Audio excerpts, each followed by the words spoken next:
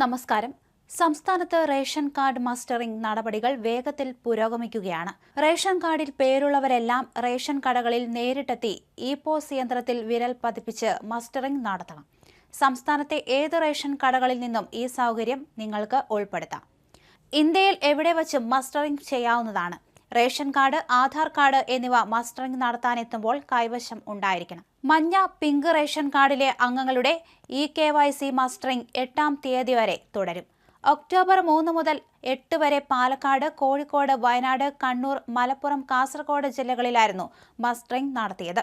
Ration കടകളിൽ എത്താൻ സാധിക്കാത്ത കിടപ്പു രോഗികൾ, ശാരീരികവും മാനസികവുമായ വെല്ലുവിളികൾ നേരിടുന്നവർ എന്നിവരുടെ താമസ സ്ഥലത്തെത്തി മസ്റ്ററിംഗ് നടത്തും.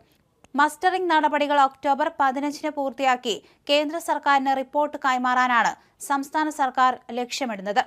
ആധാറിലെയും റേഷൻ കാർഡിലെയും പേരിലെ പൊരുത്തക്കേട് മൂലം സംസ്ഥാനത്ത് ലക്ഷത്തിലേറെ പേരുടെ ration card mustering അസാധുവാക്കിയിട്ടുണ്ട്.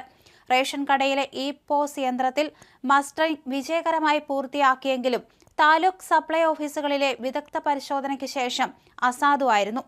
Ration കടകളിലെ e-PoS യന്ത്രത്തിൽ വിരലടയാളം നൽകിയവർ മസ്റ്ററിംഗ് വിജയകരമായി പൂർത്തിയാക്കിയെന്ന് കരുതിയാണ് മടങ്ങിയത്.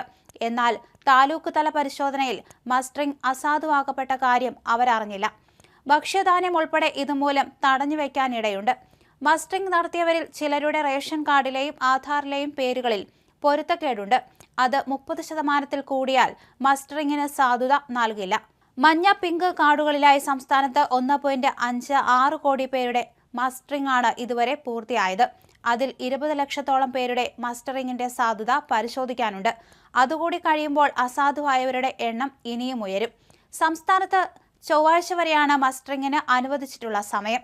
അസാധുവാക്കപ്പെട്ടവരുടെ കാര്യത്തിൽ അതിനുശേഷം തീരുമാനമുണ്ടാകുമെന്നാണ് പ്രതീക്ഷ. വിരലടയാളം പൊരുത്തപ്പെടാത്തതിനാൽ മസ്റ്ററിംഗ് നടത്താൻ കഴിയാത്തവരുണ്ട്. ഐറിസ് സ്കാനറിന്റെ സഹായത്തോടെ ഇവരുടെ കണ്ണടയാളം സ്വീകരിച്ച് മസ്റ്ററിംഗ് പൂർത്തിയാക്കേണ്ടി വരും. എന്നാൽ റേഷൻ കടകളിൽ ഐറിസ് സ്കാനർ ഇല്ല.